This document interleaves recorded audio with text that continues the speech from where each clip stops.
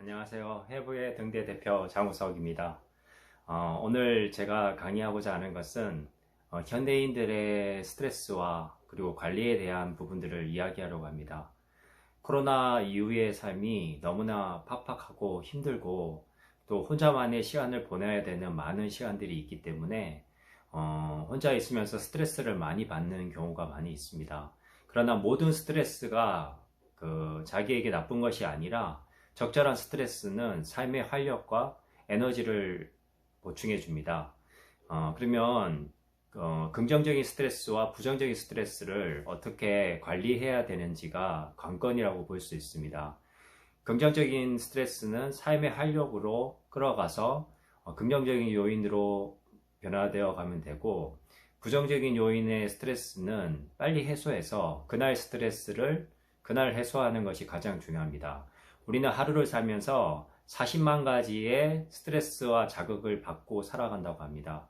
그 많은 스트레스가 오지만 우리가 바로 멘탈적인 정신적인 문제로 바로 약이 되어지는 것은 아니지만, 누구나 자기만이 갖고 있는 기질과 성향과 그리고 자기가 갖고 있는 그런 스트레스 대처 능력에 따라서 그 스트레스를 건전하게 풀고 또 해소하면서 가는 사람이 있는가 하면, 그 문제가 점점 힘들어져서 불안과 우울, 공황장애, 그리고 불면증으로 이어져서 정신적인 멘탈 문제로 발병하는 또 25% 인구 대비 평생 유병률이 정신질환이 25%니까 4명 중 1명은 정신질환으로 발전하는 경향성을 가지고 있습니다.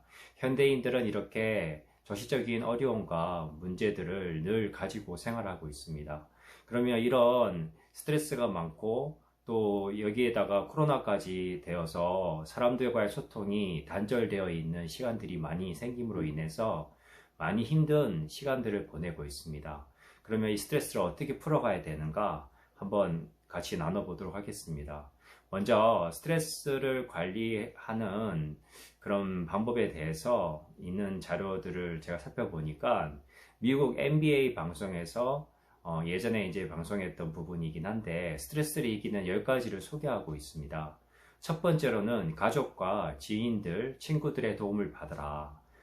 가장 가까이에 있는 사람들의 도움을 받으면 가장 굉장히 소통이 될 때, 그 대화를 통해서 언어화가 될 때 갈등과 스트레스가 해소가 빨리 됩니다. 직장에서 힘들거나 또 사회생활을 하거나 학생이 학교에서 공부를 하다가 학업 스트레스를 받거나 또 직장에서 상사로부터 깨지고 여러 가지 스트레스를 경험했을 때, 그것들을 가족이나 가까운 친구들에게 소통하면서 해소를 빨리 한다면 부정 감정들이 빨리 해소가 될 것입니다. 그러면 일상생활을 하는데 감정의 찌꺼기가 남지 않고 그 앙금이 풀어져서 원활하게 생활할 수 있을 거라고 생각합니다. 그런데 만약에 가족이나 그런 친구들이 없다, 어떻게 해야 될까요?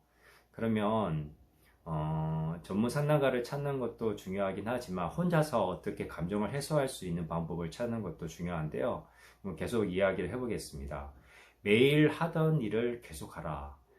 일상의 생활 루틴을 규칙적으로 지켜주는 것이 굉장히 스트레스 관리에 도움이 된다고 합니다. 스트레스를 받을 때 사람은 일정한 안정된 어떤 시스템과 하루의 일과 가운데서 생활하는 것이 가장 편안함을 느끼게 되는데요. 그러면 하던 일을 반복하게 되면 마음의 안정을 찾게 되고 다시 마음의 평안을 찾게 되는 부분이 있다고 합니다.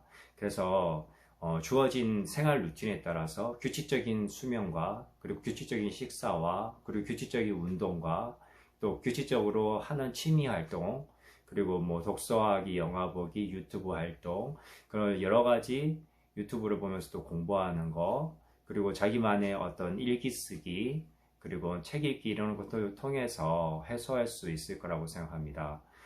그런 부분들이 원활하게 되지 않을 때는 정신건강의학과 상담을 꼭 받도록 권장합니다. 주변 분들이 이런 코로나로 인해서 많이 힘들고 어려움을 겪어서 정신건강의학과를 찾는 경우가 있는데요. 절대 부끄럽거나 수치스러운 것이 아니라 자기의 정신 문제를 보다 적극적으로 찾아서 그것을 해결하려고 하는 것은 굉장히 건강한 행동이라고 보거든요. 필요하면 약물 치료의 도움도 받으시고 약물 치료의 도움이 적재적소로 필요할 때 먹게 되면 굉장히 원활하게 마음의 그런 신경 전달 물질의 불균형을 잡아주고 그 스트레스에 대한 그 면역력이 아직 없을 때 약물의 도움을 받음으로 인해서 균형을 맞춰주면 차차 자기 안에 내면의 스트레스의 힘을 키워서 최적 스트레스를 극복할 수 있는 그런 힘이 생길 거라고 생각합니다. 그러기 위해서는 셋째로 운동을 충분히 하셔야 됩니다. 운동은 뇌를 단련해서 뇌 근육을 키워주는 거나 마찬가지입니다. 뇌가 불안전하면 불안과 우울을 쉽게 느끼고 대인관계 공포와 어려움들을 자주 경험하게 됩니다. 그리고 인간과의 갈등이 있을 때 쉽게 포기하거나 회복 탄력성이 없어서 자신이 하고자 하는 일을 쉽게 지쳐버리거나 방전되는 경우가 많이 있는데요. 운동을 하면 체력도 강화되지만 정신력도 강화되고 심리적인 회복 탄력성도 회복이 되기 때문에 감정에 부정 감정이 들어왔을 때 그것을 빨리 해소하고 잊고 털어버릴 수 있는 내면의 힘이 운동을 통해서 길러집니다.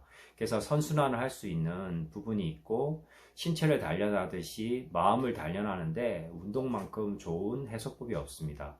그리고 운동과 더불어 상담을 받을 수 있으면 더욱 좋습니다. 대화를 통해서 첫 번째 말했던 가족, 친구, 지인, 멘토들의 도움을 받으라. 그리고 네 번째로 다시 넘어가면 카페인의 과다 섭취나 탄산음료의 그런 부분을 줄여야 됩니다. 그리고 술이나 그런 약물, 술에 대한 그 의존도를 낮춰야 됩니다. 카페인이나 알코올 같은 성분은 뇌에 대한 그 안정성을 방해하고 수면을 방해하고 우울한 기분을 증가시키는 부분이 있습니다.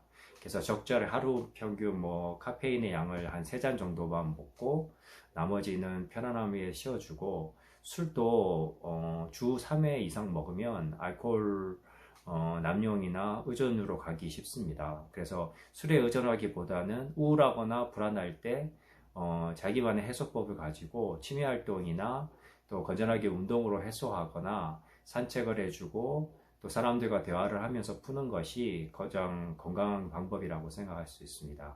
그리고 충분한 휴식을 취하라. 사람이 뇌가 방전이 되면 스트레스를 잘 받고 짜증이 잘 납니다.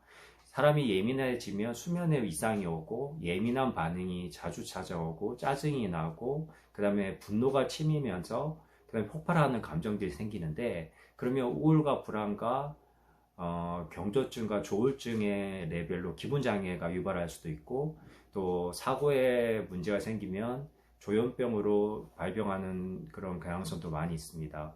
그래서 평소에 적절한 휴식을 통해서 내 에너지를 보충해주고 또 운동을 통해서 에너지를 끌어올려줘서 내가 건강한 상태로 유지될 수 있도록 적절한 휴식이 필요합니다. 자기가 너무 열심히 살아가고 있고 너무 열렬하게 쉬지 않고 몸을 혹사시키고 있다 그러면 토요일이나 일요일 날 하루 정도는 푹 쉬어주는 몸에 쉼을 줘야 됩니다. 그래서 한번 쉬고 갈 때 몸이 다시 충전되고 에너지가 다시 충전돼서 생활을 더 활기차게 할 수 있습니다. 그리고 악몽을 꾸는지 안 꾸는지 그런 것도 되게 중요하거든요. 잠을 잤을 때 그날 잠을 논스톱으로 쭉 자거나 새벽에 깨지 않고 잠을 깊이 자는 것은 되게 중요합니다. 그리고 사교적으로 활동을 열심히 하는가.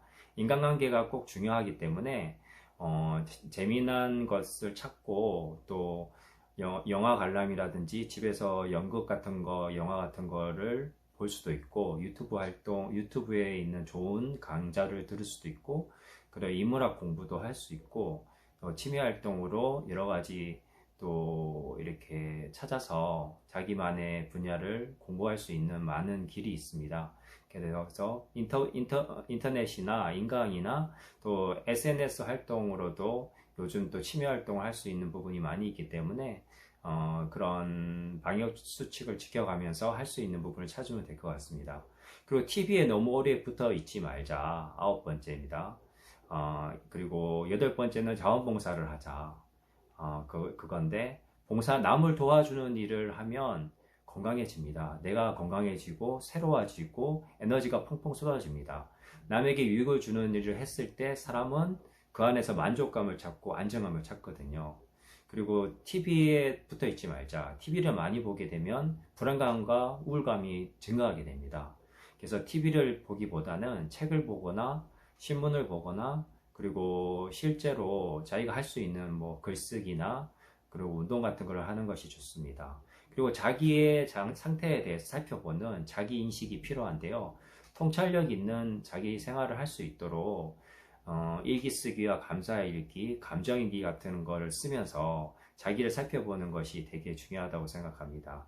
이런 10가지의 일을 할 때 스트레스가 해소되는 부분에 도움이 많이 되니까요. 한번 실천해 보시고 하나하나 해보시고 또 느껴보시고 많은 유익이 됐으면 좋겠습니다. 오늘 감사합니다. 이상입니다.